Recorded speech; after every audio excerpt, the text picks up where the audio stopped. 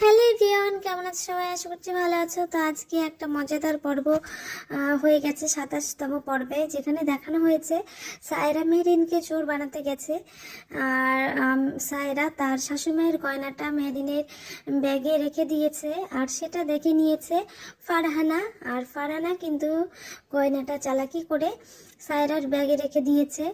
আর এদিকে যখন তার শাশুড়ি মা গয়নাটা খুঁজে পায় না, আর সায়রা নিজে গিয়ে বলে যখন গয়নাটা পাওয়া যাচ্ছে না তখন সবার ঘর চেক করা হোক। তো সায়রা এক এক করে সবার ঘর চেক করেছে, তখন না পাওয়ায় ফারহানা তখন বলেছে যে সবার ঘর যখন চেক করা হয়েছে তোমার ঘরটাও একবার চেক করা হোক।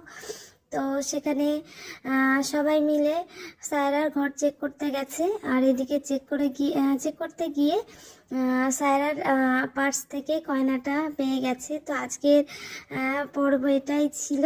তো তোমরা কে কে দেখোনি পুরো পর্বটা শেষ করে এসো, ভীষণই মজাদার একটা পর্ব।